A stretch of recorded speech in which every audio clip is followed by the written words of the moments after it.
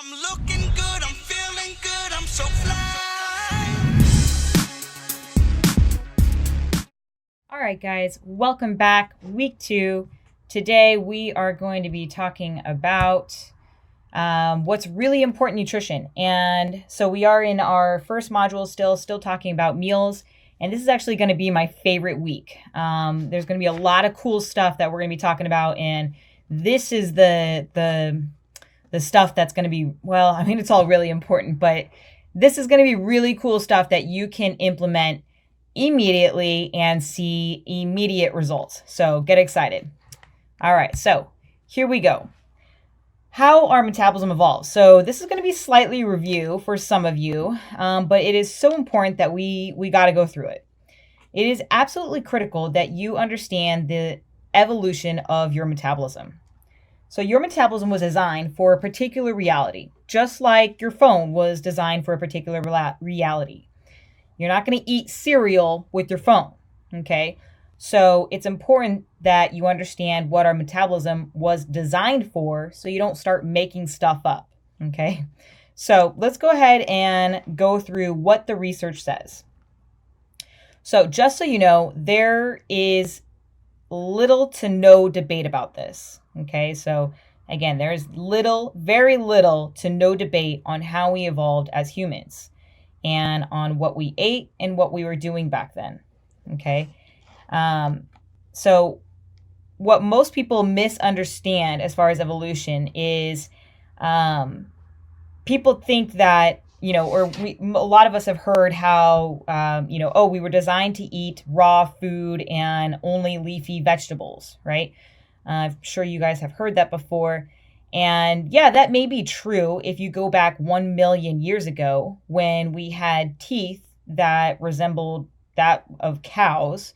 But really, that's not really the ancestors of ours in the way that we should think. 1 million years ago, that's going to be a much different person than who our true ancestors are, which is more like the Homo sapien. Okay. So just to kind of give you an idea as far as the timeline goes, our ancestors showed up 1 million years ago. Okay. So when people refer to the early ancestors of us, they're usually talking about Homo sapiens. So if you're talking about the people who were here 1 million years ago, it's like saying, in saying that, that's the reason why we should be eating only plant matter. That's like saying they were like a horse is the ancestor to a car. So it just doesn't really make sense. Yeah, we're similar, but the people that we've just come so far from our original, like, first ancestor, which is here on the left, okay? And then that is just so different from who we really started to evolve from, like from this Homo sapien person, because it was right here when we had, like the Homo sapiens, that we ended up getting fire and we started to evolve much differently in as far as our metabolism goes, okay? So, in fact, if you think of our evolution in a 24-hour time period, we've only been in this, we evolved from the Homo sapien, say, like, what is it, 10,000 years ago? So it's going to be like a few hours out of a 24-hour period. And if we were going to talk about like when the agriculture came into our diets, that was like 9 seconds ago, as far as if we were to compare it to a 24-hour period. So just understand that, the very beginning of our evolution started a very long time ago. And the metabolism that is most similar to Homo sapien has been just recent. Okay. So for us humans, we were scavengers, eating mostly protein, fat, and high fiber plant matter, from the Homo sapien side of things.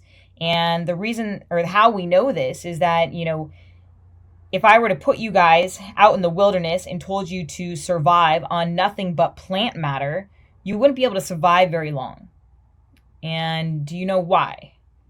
Like, it's going to be the same reason why if I gave you 10 pounds of celery or cucumber right now, that you wouldn't be able to survive off that. Okay, so we can't survive off just plant matter alone. And the reason for that is just because there's not enough calorie substance. There's not enough calories or vitamins or minerals in that food, in that plant matter, in order for us to survive. Okay, we need protein and fat sources. So this is how you know that we can't just survive off plant matter. We need more substance. And, even if you don't want to believe this narrative, I totally get that. But this is still going to guide you in your nutrition. Our hunter-gatherers tell us a lot on how our metabolism evolved. So even if you don't like the word evolve, think of it like this.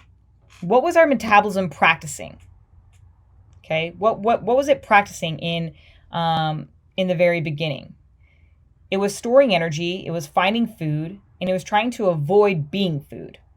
Okay, so what we were practicing was practicing doing was managing stress, which is why our metabolism is a stress barometer. Okay, and what do you think that stress was from? What do you think the stress that our ancestors had? What was it from? It was a starvation stress. Okay, that's why our metabolism works the way it does.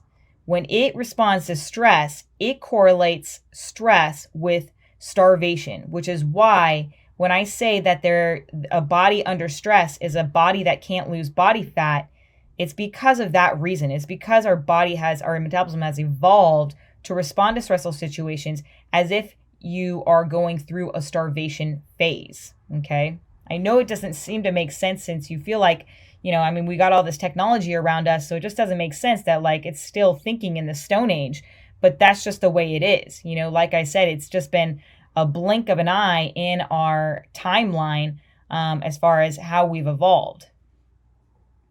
And it's not that processed food a burger and a soda or candy will kill you. It's that our metabolism has more practice with medium rare bison meat and leafy greens. And it just doesn't do well with high calorie loads. So, for example, what do you think is the maximum amount of calories you could get from natural foods? So if you were to go out into the wilderness, if you were to go out into nature right now, and you could eat all the natural foods that was there, okay? What do you think? How much do you think you could actually eat without your digestion just being completely wrecked? Well, they've done studies on this, and it's typically about 2,500 calories. Okay, and what that equates to is 10 chicken breasts and 10 cups of broccoli. So just kind of imagine that right now. Think right now, do you think you could have 10 chicken breasts and 10 cups of broccoli in one day? It'd be pretty hard for most of us, okay? And that's the reason that processed foods are bad, is because it causes huge calorie loads that just we were not designed to eat. And, it's just so easy to overeat. And we're going to go over why and how in just a minute, okay? All right, so let's go ahead and take a look at a day in the life of our hunter-gatherer. So we know this, right? They've done studies on these guys, and they still continue to do studies. But a day in the life of these guys, they wake up, and depending on what kind of tribe it is or where they're at, they either have no breakfast or they might have a handful of fruit or dried fruit or a handful of blueberries. Okay, then they go off and they're off and moving. Okay. Usually the guys are out hunting and the girls are cooking and cleaning and carrying babies on their backs. And, both the boys and the girls are doing intense work most of the day. All right. And then they come back and they usually, all get together and they have one large meal for dinner. And a large meal for them is going to be something like, 15 to 1,800 calories. Then after they have this dinner, they end up dancing and doing a bunch of cultural stuff. And they're just really active. There's a lot of activity in their day. And when they're not doing that, the other thing that they're doing is they have lots of downtime, right? They have a lot of time where they're taking naps and they're hanging out, with their tribe. They're, gossiping or hugging and, just taking it easy. So they have a lot of downtime, but then yet they're also moving a lot. All right. So they're very active. They're, and when there's no food around, they're not going to be as active. When there is food around, they're going to be more active, searching for food and building more, building materials and stuff like that. Okay. And then also in the seasons, like it'll change in the seasons with their activity and their food sources, right? So like in the wintertime, when they don't have much food, that may be when they're not going to be eating as much. And when they're not eating as much, they aren't going to be moving as much. Same goes when there's a lot of food around. Say there's, there's a lot of animals to be killed. They're going to be out hunting them. So they're moving a lot more. And so can you see how these two approaches are very similar to what I talked about last week in the EL-EL phase and the EM-EM phase, right? So, but the thing is that it wasn't always the same, right? I mean, they had seasons and their metabolism changed based off whether the food was there and how much activity they were getting. And then once we got to agriculture, that's when our diet started to change and our food supply got much more stable, okay? Agriculture is literally in the blink of an eye. So, like I said earlier, if our evolution was a 24-hour period, then really we've only been eating grain products for like 9 seconds. So pretty crazy, right? So that's just saying that, yeah, our metabolism is adapting to this new reality of all these processed foods, but our metabolism is still very attuned to the reality of lots of animals that we had to kill and vegetables that we had to gather. Okay, so that's what it is used to. So the hunter-gatherer diet is pretty much like chicken and broccoli, all right? It's basically lean meats and lean veggies, or low fat and low carb, right? They didn't have a whole lot of fatty meats because, there's a very small window, or a very small, window of when the animals that they're hunting end up having a lot of fat on them. And so, it wasn't very often that they got meals that were very fatty in nature. Instead, they were doing things more like, bison and just lean meats that didn't have a lot of fat and not a lot of starches, unless it was like the springtime or something. Okay. So, that is the diet of a hunter-gatherer. Okay. So this is kind of an example of what our metabolism is designed for, right? This is your hunter-gatherer type of, like a typical meal, except, this is salmon here. So this is actually a fatty meat. So really, it'd probably be better for this to actually show that there's a chicken breast on there instead. Because like I said, there were fatty animals around, but they just weren't around that often because there's such a small window of when you could actually find them and kill them. All right. So, this would be kind of a rare case for them. Okay. But this is something like what their diet would look like, meat and veggies. This is our reality now. All right. So like being exposed to, this is very similar to if we were a hunter-gatherer, this is similar to being exposed to lard and honey on every corner in the wilderness. All right. So what do you think what would happen if a hunter-gatherer, if we took a hunter-gatherer and we gave them these foods, fries, Coke, burger, coffee, donuts, what do you think they would do? They probably love this stuff, right?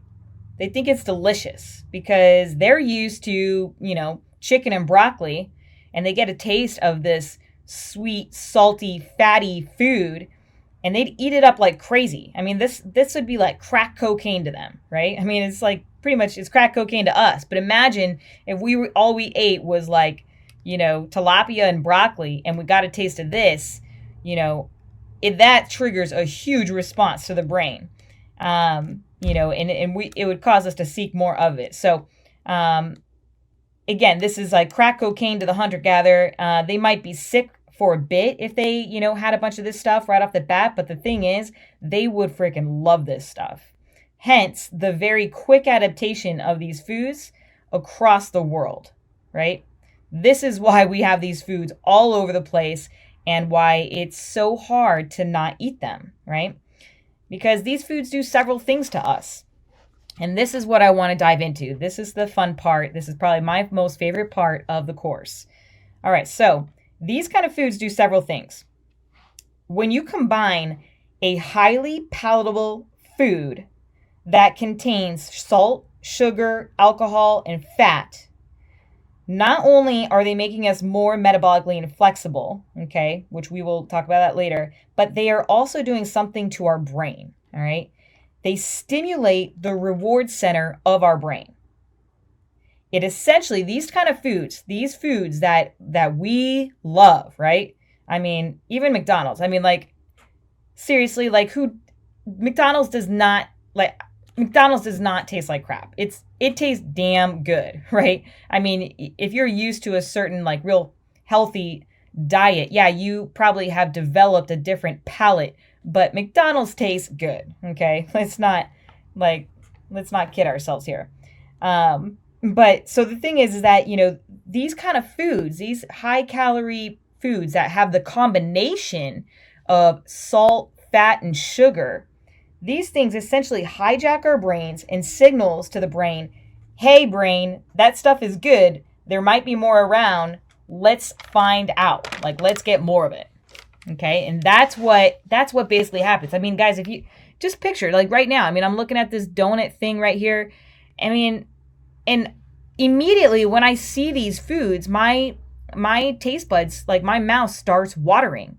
Okay. And then, I mean, I can almost taste it. It literally it hijacks the brain, and it makes you seek more of it. As soon as you get a taste of it, even before you get a taste of it, you already want it. Isn't that crazy?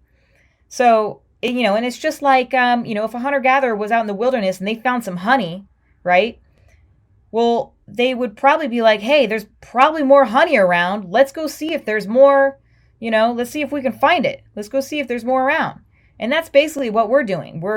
We have a taste of it. We eat it all, right? And then we're like, man, that was good. Let's see if we can get more of it. We naturally our brain just naturally responds like that. Your brain just says, that's good stuff. Let's get way more of this. Okay. And another thing is that these flavors, these salty, sweet, sugary, fatty combination flavors, they also skew a hormone called leptin in our body, which it skews it either really high or really low. And that causes you to keep eating. It doesn't allow you to get your normal hunger response, right? So like, for example, eating 10 chicken breasts versus 10 donuts. 10 chicken breasts sounds a lot harder. And I'm not talking like fried chicken, guys. I'm talking 10 chicken breasts. Like, no salt, no sauce, no butter, okay? Like, no cheese. I'm just talking chicken breast. Now, think 10 donuts? Damn, that's easy, right? Chicken breasts? I don't know. It's like, so understand how these types of foods impact you. And they what they're doing is they're impacting your hormones and they're impacting your brain. Okay. There's actually a really interesting study where they took a group of people and they gave them a cup. So a cup like this, where you can't see through it, with a lid on it and a straw. And they filled it up with this slurry of like cream of rice type stuff, or like kind of like grits with no salt, no sugar, no fat in it. Okay, it's just like this weird bland slurry. And they told this group of people, hey, so I want you to eat as much of this as you want. You can come back and refill it. You're not going to know how much I put in it. You eat as much of it as you want. Okay. And what happened was these people, like, this is all they got to eat, and they ended up consuming about 800 calories. And the cool thing was that their hunger response and cravings went away despite only having 800 calories. Okay. So, in what they found, I think it was a while back, but they came up with this thing called the bland diet at one point. But they said that there's something about bland foods that shuts down cravings. Okay, whereas highly palatable foods such as donuts and burgers and fries, those types of foods turn up cravings. Okay. And I mean, we've all experienced this. Have you guys ever had like a cheat meal that turns into a cheat month? It's a pretty slippery slope, right? That's what's going on here. Okay. Um, it's just like once you get a taste of it, you can't stop. And it's not a matter of willpower, it's an actual chemical, physiological reaction. Okay. And here's another example. Have you ever had a time where, okay, let's say you ate clean for a few days and all of a sudden you're just like, man, I don't feel like a drug addict anymore. Like you're not craving sugar, you're not craving all the junk food, and you just feel totally fine until you have some sweet, salty, fatty food combination again, and then you're back on that fix, right? So research is unclear if food has actually addictive properties, but I mean, to tell you the truth, guys, like I don't know about you, but I feel like I can tell you I'm addicted to food, right? I mean, there's foods where I can't buy it. I can't bring it into the house because I know that stuff's going down and it's going down real quick, right? And that's kind of why, like, if I am going to get something, like I want to be able to, some things that I do is I'll enjoy it with friends, and that way it's more enjoyable, or I'll have just a little bit and then I'll throw the rest away. So I just don't even bring it into the house just because it's got very addictive like properties. Okay. And it's just good for you to be aware. And some foods are going to be more addictive to you than others. And it's going to be completely dependent on you. Some people are more addictive to peanut butter, and some people could have one scoop of peanut butter and be totally fine and not go for more. So we'll talk about that in the future. All right. And another thing is like, I know my clients that, they have addictive, clients have an addiction to certain foods as well. So just understand, that it's the combination of fat, salt, sugar, starch that gets you into this, this kind of hijacking of the brain. Okay. This is our problem. All right. So this is the problem. If you go on a low calorie diet, if you do intermittent fasting or keto, we can easily go over 2,000 calories in one sitting. Okay, so this is a cheesecake from the Cheesecake Factory. This normal cheesecake is about 850 calories, this slice. I think the red velvet cheesecake is about 1,500 calories. Okay, and then the average meal size at Cheesecake Factory is about 800 to 1,000 calories. Okay, so that's one meal. So let's just say that is 2,500 calories total. And that's just one meal. Add on breakfast and lunch to that, and you quickly are into huge buckets of calories. And you're just unaware of how far over you are. All right. So, I mean, plus breakfast, plus lunch, I mean, that's like 6, 12, that's another, you're up to 4,000 calories in a day. All right. If you go out you have 3 meals and, one of the meals at Cheesecake Factory. So you just got to be aware of this, 3 spoonfuls of peanut butter, that's 300 calories. 3 Oreo cookies, that's like 250 calories. 1 small little pack of butter, 100 calories, and when you add these little things up, then, that's where, you lose that deficit, and it's very easy to eat in a caloric surplus. And I'm not saying that you guys must count calories, but I'm just saying that this is what you guys need to be aware of, especially when it comes to highly palatable foods, because it's very easy to overeat those. So, and then that's another thing is that, you got to watch out that some people might be really good eating clean all throughout the week, all 5 days, they're eating clean, and then on the weekend, they just let it go. And they just consume 3,000 to 5,000 calories on the weekend days. Well, your metabolism doesn't care what day it actually falls on, right? And this is just what we're up against. So you have to keep, some control over how much you're eating and make sure that you are setting yourself up in a way that doesn't cause you to overeat. All right.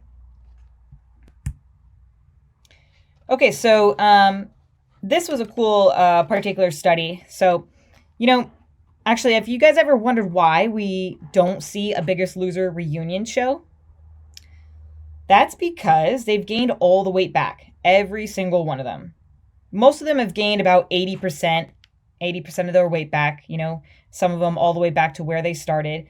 But this is the problem, okay? Thing is, we try to willpower our way to eat less, exercise more. So here we are, we start here, right? We eat less, exercise more like crazy, and it creates this lean body, okay? And of course, this is much easier, obviously, if you have a fat camp to go to and they, train you and feed you all the right food, and you don't have to worry about what food to choose and all these different temptations. And anybody can lose weight in that, type of setting. But that's not the problem. The problem is on the other side, okay? Because as soon as you start adding foods back into your diet, chances are you gain the weight back because you were paleo man or paleo woman, and you didn't know how to control your food choices and hunger, energy, and cravings. Okay. So the key is to keep this from happening, from going to this lean guy back to this original weight or fatter. All right. And yeah, there's been, numerous studies that have shown that, 95% of people fail to keep the weight off after a diet, and 66% of those people actually end up getting fatter when they started. Okay. So how do we keep this from happening, right? We do this by keeping HEC in check, right? So hunger, energy, and cravings. We focus on protein, fiber, and water-rich foods.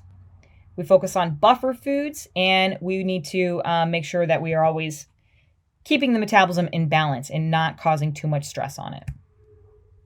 Okay, so how do we control HEC? We talked about this already as far as what approach to use. We know that we need to either be in an EL-EL state or an EM-EM state most of the time in order for our hunger, energy, and cravings to remain stable, in order for our metabolism to not be stressed out, okay? So this is something that you guys need to understand, is that what you eat in meal 1, okay, has a direct effect in what you're going to eat in meal 2. So what you eat at breakfast is going to determine what you eat, how much you eat, when you eat it for meal 2, for lunch. Okay. So we want to be choosing foods that offer satiation, satisfaction, and satiety. Okay. And so what I mean by this is for satiation is just how full you are immediately right then and there. Okay. Usually you kind of got to give yourself about 20 minutes after you eat or so to see whether that really filled you up. But different foods are going to have a different satiation effect on you. And this is completely dependent on you, the individual. Okay. Like for me, I love chicken. I don't know what it is about it, but I just freaking love it, man. I think it's just I get a lot of volume from it. I also really like eggs and egg whites because of the volume and the protein and the fat content.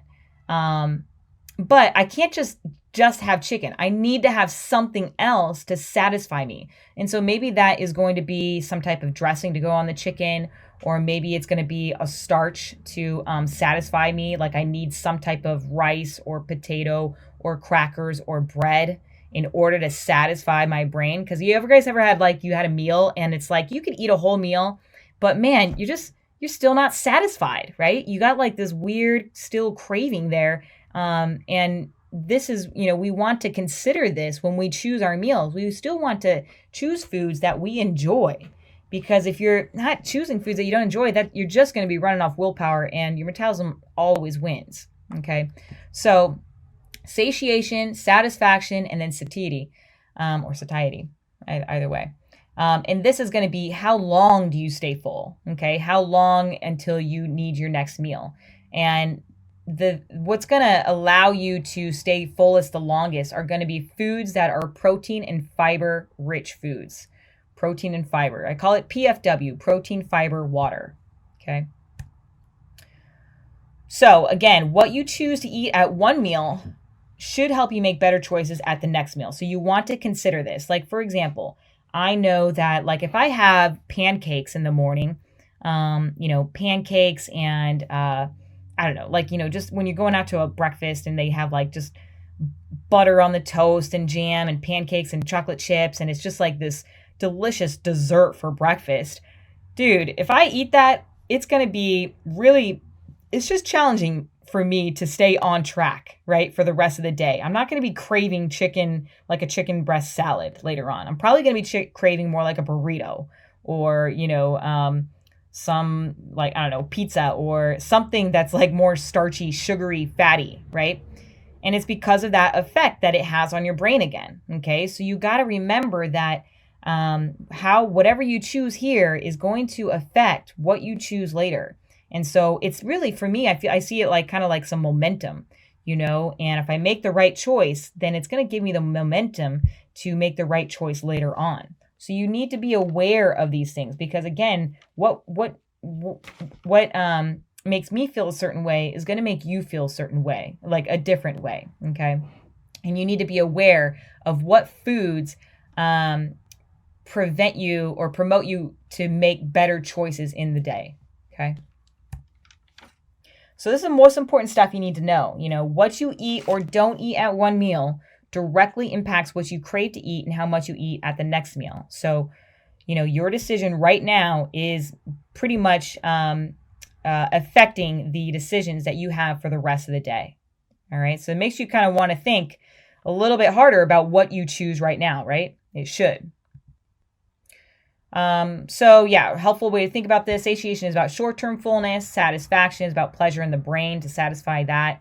And then satiety is long-term absence of hunger and cravings. And basically, how to really stay the fullest, the longest is going to be through protein, fiber, and water-rich foods. Okay. And then as far as the satisfaction piece goes, okay, that's where you want to add in just enough sugar, starch, salt, or fat to satisfy the brain. So something I love, I love salads. I just love them. Okay. And what's another thing that I love? Like, I love chicken and rice too, but I love salads. I love grabbing meats, or tuna, and I love putting a salad dressing on it. And I can change it up to like a spicy salad dressing or a creamy salad dressing. And that is my satisfaction piece. Or maybe I'll have like a salad and, as far as my satisfaction piece, I'll go for like some nuts to go on top of it. And that would be the fat that I add to it. Okay. So you want to basically keep things very bland in nature. Okay. So remember that bland study. And then just add just enough sugar, starch, salt, or fat to satisfy the brain. All right. Okay, so what to eat. So we're looking for things that are quick satiation, that will fill you up, keep you full the longest, that are minimal calories, and maximum nutrition. So offer a lot of vitamins and minerals, okay? These are going to be things like protein, foods that are rich in protein, fiber, and water. And what I should have put on here as well is I have a little acronym that I say that goes along with these kind of foods. So if you think soups, salads, scrambles, and shakes, you can sing it like a song. Soup, salad, scrambles, and shakes. Soup, salad, scrambles, and shakes. Soup, salad, scrambles, and shakes. Is it clicking yet? Okay. So that is a great go-to thing to keep in your mind, all right? Because soups, you're looking for low-calorie soups, so brothy, watery soups, not stuff that's high in starch or creamy thickness stuff, okay? Because that would be high in fat. So watery soups, vegetable broths, chicken broth, stuff like that. Salads that are rich in protein, a lot of vegetables, doesn't have a lot of fat. So it doesn't have a lot of cheese, sour cream, nuts, cranberries, any of that fruit. Okay. It's mainly just veggies and lots of meat. Soup, salad, scrambles. So scrambles are going to be eggs, but preferably egg whites, because there's just as much fat in eggs as there is egg whites. So, egg white scrambles with veggies in it, a lot of vegetables. And then super salad scrambles and shakes. So shakes is going to be protein shakes that are high in protein and really low in carb. And hopefully, have some fiber in it, or you can add your own fiber. All right, so packaged goods. When it comes to packaged goods, they're not bad for you. Processed foods are not all that bad. And there's actually, here, I'm going to give you a golden rule on how to choose good packaged foods, okay? What's more important is how these processed foods impacts your heck, all right? That is more important. So how it affects your hunger, energy, cravings, and sets you up into what you're going to decide to eat for the next meal.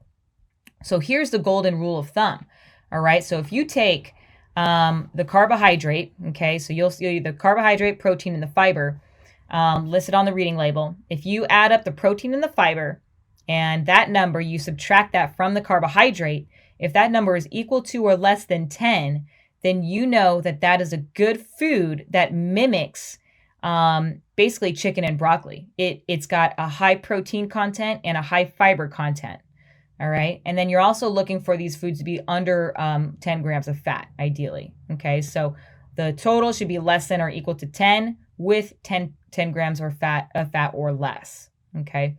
And these foods will keep you fuller longer. Some examples are going to be Dave's Killer Bread is really good, especially the thin sliced. Halo Top ice cream. Oh, it's so good, guys. If you haven't tried that, it's so good. High protein, high fiber, really low fat. I've got this craving. I've got this addiction to Enlightened broad beans. They are awesome. You can find them at Costco. Real high, pretty good protein. Pretty low carb for a nice little crunch and low fat. And then also another one that I didn't write on here is Quest bars. Quest bars are really good as well. Okay. All right, so there is going to be a lot of variability. You know, which macronutrient satiates you and produces satiety and satisfies you, like I said, is going to be completely individualized. And so you just want to understand that you've got to be your own detective. You got to test it out. You've got to just be aware of what you're eating and see how it affects what you eat in your next meal. So for example, me, all right, so I like to fast in the morning till about 9 a.m. Because, you know, once I start eating, guys, I just don't want to stop. I just love it. Or, you know, unless I'm busy, then I can go a long time without eating. But yeah, I think it's part like from my bodybuilding days or something that I haven't gotten over. But so I like to fast till about 9 a.m., but I don't always get there. I don't make it a rule and get all bummed out on myself. It's just, if I can do that, that's great. Okay. And then post-workout breakfast. So I'll train in the morning. I'll train fasted, and my breakfast will be some type of protein plus starch plus veggie. Okay. I like to have a starch in there for me. Well, I mean, especially because it's post-workout, but it just satisfies me right when I, you know, am hungriest, and it just kind of is the icing on the top. And then at night, I focus on heavier protein and fat content meals. And then I do typically need to end on something sweet. And so what I'll do is something like blueberries with stevia, or I'll do a protein powder slurry, and I'll put blueberries in there and make like a little protein pudding. Or I'll do Halo Top ice cream if I'm really craving some sweetness. Okay, so buffer foods and trigger foods. So this is something that's really interesting, and I think that then this is going to be part of your homework, is to identify what your buffer foods and trigger foods are. A buffer food is any food, junk food or not, that helps you eat better, okay? So for some people, having one Hershey's chocolate kiss might just satisfy them enough, and you know, so that it doesn't lead them to eating a whole bag of cookies, okay? Just having one Hershey's kiss. Other people think, you know, you have one Hershey's kiss and it leads you to eating 10 Hershey's kisses.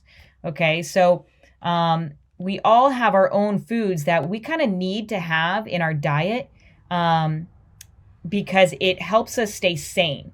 But then on the other side, trigger foods are going to be foods, whether it be health food or not, that actually makes you eat worse. Okay. That it makes you end up binging on that food. So for example, for me, buffer foods, well, let's see. I mean, I love chicken, and I love to eat veggies. Another thing that I do really like is like tortillas. I love tortillas.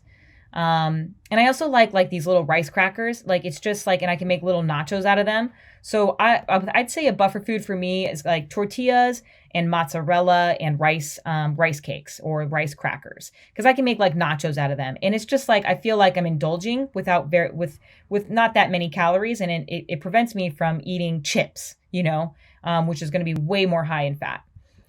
Versus like a trigger food, so something that triggers me to overeat. Man, I got so many of these guys. So I'd say a trigger food for me is going to be probably anything like a trail mix. I love trail mixes. And so I don't buy them. If I buy them, I'll just buy like a very little small amount, so I don't eat the whole bag. Other things, peanut butter is one of them. Just I've got so many, like, ice cream and cookies. Like I just can't have that stuff around. It doesn't mean I won't have it. It's just, I just won't, I prefer not to bring it into the house because it just triggers me to overeat. So you want to be aware of what are your buffer foods and what are your trigger foods. So as soon as you think about a meal, the whole process starts, right? So like, let's say we're going out to dinner tonight and we're going out to a Mexican joint. I'm already going to start thinking about what I'm going to get. What am I going to get? Is it going to satisfy me? How is it going to keep me full? What am I craving right now based off what I've had in the day and what kind of activity I've done? So it starts as soon as you start thinking about the meal. And there's a ton of things that are going to influence how much you actually eat if we go out to dinner. Where are you eating? Is it loud? Is it quiet? Is it relaxing or is it busy? The people you're eating with, do they cause you to eat faster or slower? Your past experience eating at this restaurant or with these people, at these times, in these places, how comfortable does it feel? How big is your plate? If your plate is bigger, you're going to naturally just eat more. What is on your plate? So is it mainly protein and veggies, or is it mainly rice and a potato and, starches? Is there no veggies on there? The textures, are there multiple textures on the plate? Is there something crunchy and salty and then sweet? Because the more textures there are and the more flavors there are, the more you're going to overeat that food. Okay. And then, of course, the serving size. If you're fed a lot, you're naturally going to eat more, okay? Also, what did you eat at your last meal? Remember, that has a direct impact on what you're going to be choosing this meal. How fast are you eating? And that's probably going to be dependent on the environment that you're eating and how hungry you are and when the last meal timing you had.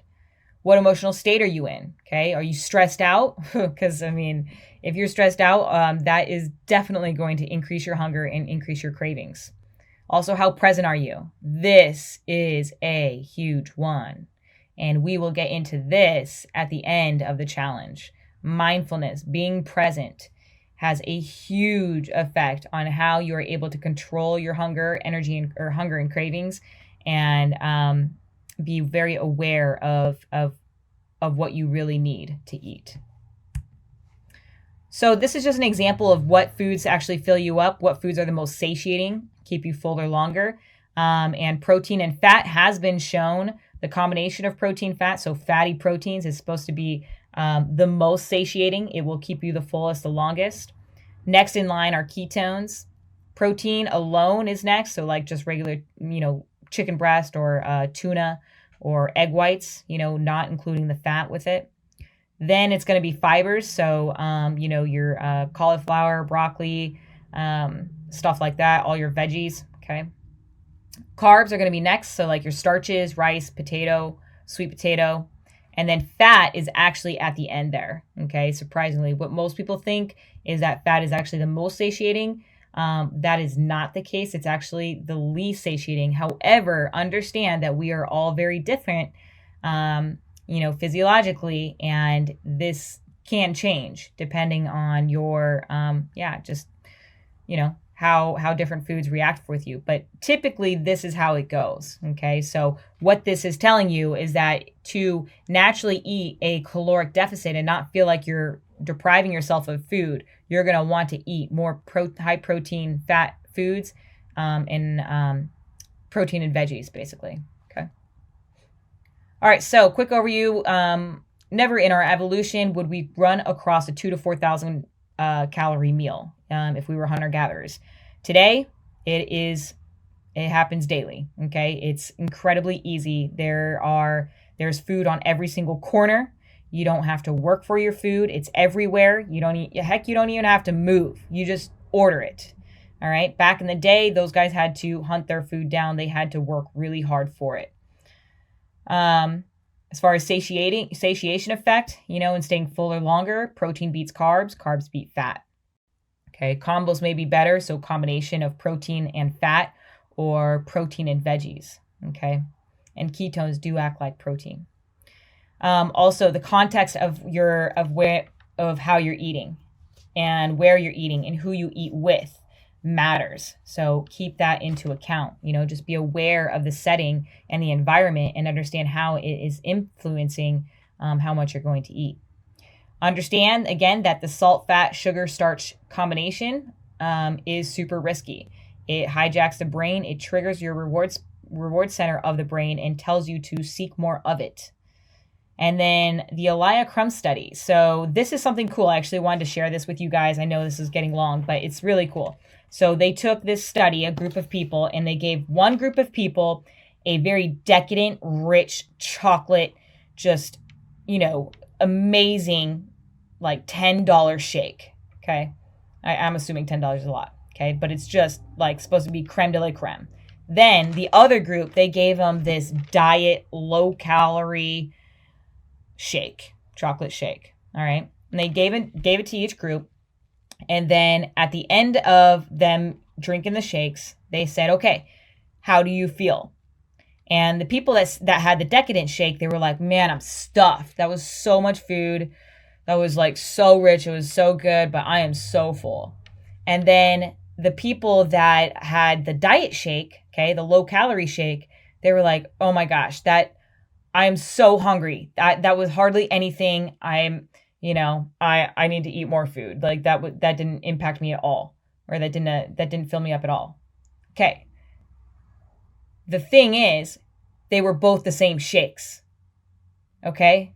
So, do you realize that now not only does your environment matter, now we're talking about what you think about your food matters. Okay? Let me just let that register for a second. So, you have both shakes in front of you, or one shake in front of you, and just the way you think about that shake is going to determine how full you feel and how satisfied you are. Okay? So this is really interesting stuff, because now, it just shows how powerful just your mindset is when it comes to food alone, plus everything else. Okay, so this is just saying that, would this satiate you or satisfy you? For some people it would, this meal. Other people it wouldn't. Like for me, I'd probably not want the guac or the avocado, and I'd want like a piece of toast or a tortilla or a potato on there. Okay, again, everybody is different, but just because there's avocado on there doesn't mean that it's healthy. All right, doesn't mean that that's like a fat loss meal. Like avocado is really rich in calories, so you need to account for the calories first. And but you do want to also make sure that you are eating something that you know is going to satisfy you.